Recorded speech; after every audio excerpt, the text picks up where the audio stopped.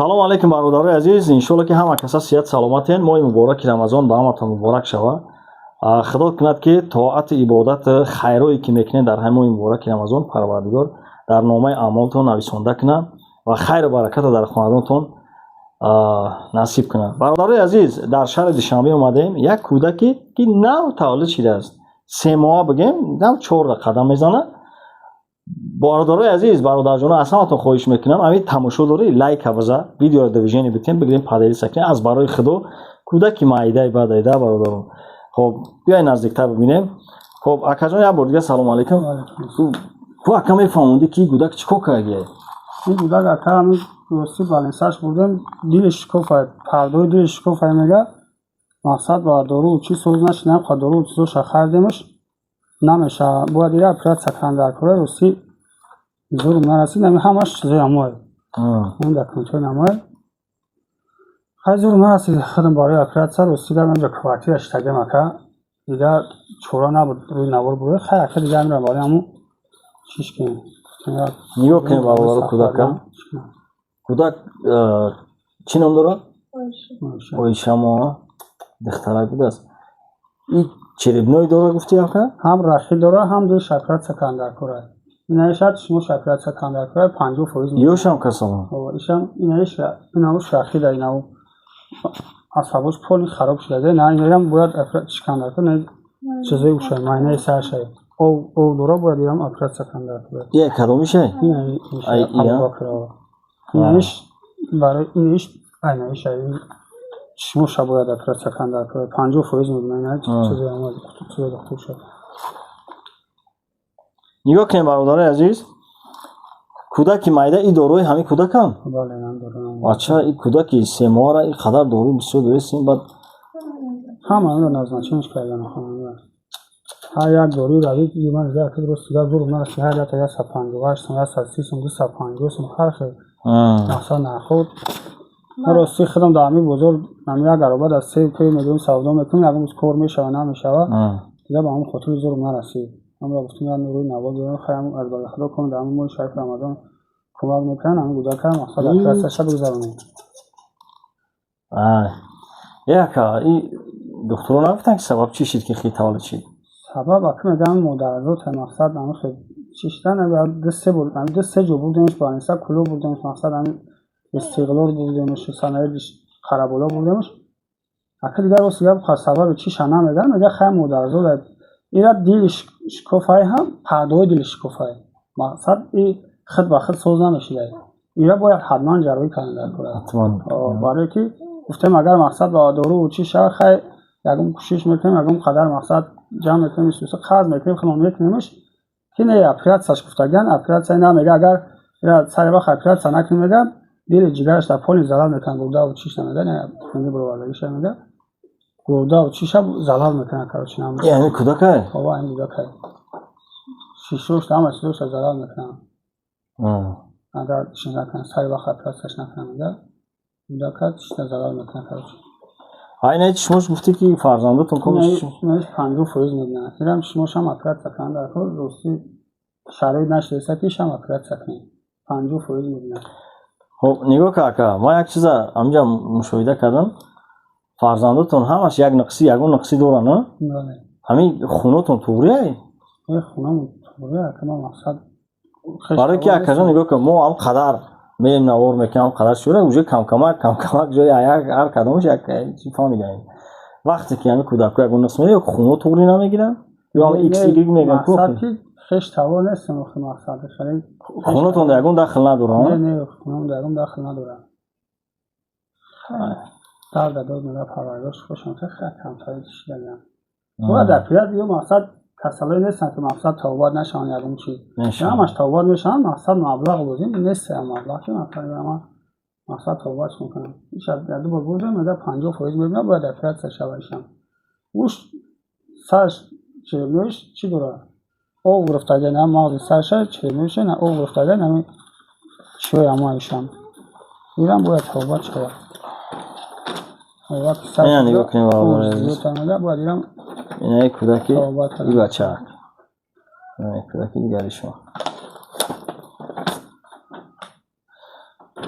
خب برادرای عزیز یه احوال نگاه که ما اساس اومده برای همین تفلکی که 3 ماهه برادرای عزیز برای همین تفلک ما اومدیم نوار گرفتیم لیکن این یکم مشکلی بسیار در درجه فرزندکوش مقصد درجه کوارتیران گفتیم 13 سال نشد کوارتیران نمیخونه ده دوشنبه دست دوشنبه این خونه دست 3 سال کوارتیران میشه 13 سال همین دوشنبه فقط کوارتیر با کوارتیر عربا گفتیم یکشون ای چی عربا در اون سیوا یا اون کچکا پیوزه اگه میشه میگم سودا میکنیم اگه سودا میشه و نمیشه واسه اون که دیگه زور نرسید که مقصد برای اپرات ساختشون یا خودم خیلی خب برادرای عزیز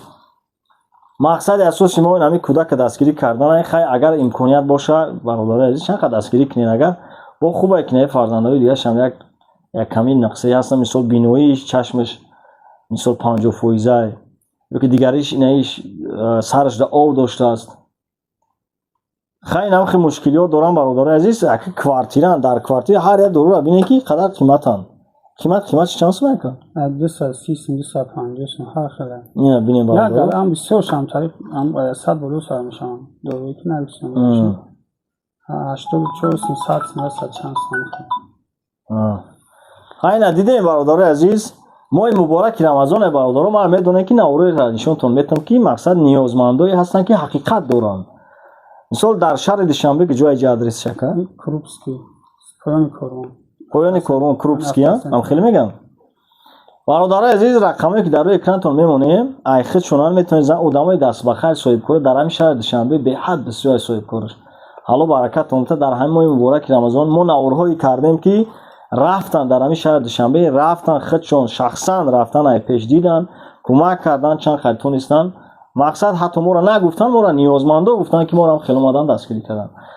خب برادرها به طرف نباشین همین کودکا که اویشا جونا دستگیری کنین همین باید چیکارش کنی که دو شکل سکندر کنن دیل شو باید اپیل سکندر هم رخی دورا و هم دو شکل سکندر کنن چرا این کودک سیما با اپیل سکندر میشه وزورش میرسه باید همین اگه پاپاس گفتم دکتر رو بردیمش گفتم باید ادنان اپیل سکندر خیلی چی نمیشه آنی خیلی با توبت سوز نمیشه مثلا آنی اپیل سکندر کنن دسته جو بودم همه شاگه پامدن همه چیزی هم خلاصه طبیعی حیاتی مثلا باید اپیل سکندر کلوب هم همه گپا گفتن اویشا چیدم دوشنبه هم سه جو بردیمش همه شاگه پامدن باید میگه اپیل سکندر اگه اپیل سکندر خیلی مبلغش کلان که هسته مثلا زوی مونه رسید مثلا برای اپیل سکندر خیلی خوشی میکنم یا نموکنم از برای خدا کنم که جسش میرسه مثلا چند تیمی کودک البته بسیار غمیته اپا دورو خطی آرومش میکنیم شاید روز خواب نیست اینه ای کودکک تی قخش دکه ای برادر عزیز از برای خدا یاردم کنین رقم تلفن چنده یکا شنبه سیتشونه 185 93 94 50 این هم الف داره هم شنبه سیت همین رقم خانم فهمی خودت شنبه سیتش به نام اولم ابراهیم رحمان وازوده انا الفش همین نام رای فقط فامیلیا بهزادی عبدالخالق مبراهیم بهزادی عبدالخالق خلاصه برادرها رقمای خشونن همه آدمای دست بخیر خواهش میکنیم در همین ماه مبارک رمضان به طرف نباشیم برادرها این اورهای ما با هم پیشنهاد به مردم است یک نفر یک آدم بسیار همین مومن و مسلمان پر انسانی با تقوا یک روز هستم گفت که برادر جان اورو تا داریم تماشا میکنن میخوام یک سخن مرا به مردمی که تا تماشا میکنن برسونی که همه کسلیایی را که تو نشون میدی به مردم در حقیقت هم خیلی کسل دارن فکت دلیل قطعی ادرس میمونی مقصد همه را میگویشون مقصد میبینن هم خیلی بی‌طرفی میکنن لیکن گفت همه گپی مرا برسونن که گفت روز قیامت ای کشتال شون بقب که من شما را نشون دادم چی به شما جای خیر شما دیدین که خیر نکردین همین سخنی همو اکایی که مرا گفت که همین سخن برسون وقتی که تو کارهای خیر نشون شون میدی همه خیلی تماشا میکنن چی به دستگیری نمیکنن از برای خدا برادرها بکنین ان شاء الله ثواب میگن در همین ماه مبارک رمضان این فرزندک دینی کودک 3 ماه با این بچه‌کش گوشش بینایی چشمش بده است ای او داشته است ایش یه نداره یگون درد نکنه ایش سازه الحمدلله خیلی ندیدیم برادر عزیز یعنی اکم اکجان چی نام داری؟ اصلا بهزاد عبدالخالق فهمیدم. اینا برادر عزیز زنگ بزنین این آدمای دست بخیر والله بالله قسم برادر عزیز نوارایی که ما نشون میتیم یگان گفت یپو جایی مثال شک بردن نیست یا حقیقت در نوارمون ما آدرس میمونیم رقمات میمونیم برین ببینین خطون پیش آدم دست بخیر باشید. مرا دینا همسایه ما ویدیو کرده بودم صاحب خانه شده خودم درک ندارم صاحب کار رفته است صاحب کار رفته حالت شخصش دیده 180,000 سوم ده والله بالله اینا روزدارم برادر دینا میگه پافتن 180,000 سوم ده خانهش خریده دادم. من اینا خودم درک ندارم. من به همین خاطر برادر جانم آدرس میمونم رقم میمونه که خودتون برین ببینین حتی مرا نگین خودتون ببینین با چشم سرتون قبول کنین چه خیلی که معقولتونه. به طرف نباشین برادر عزیز ان شاء الله رحمان باور دارم همین کودک که دستگیری میکنه. الان نگهبان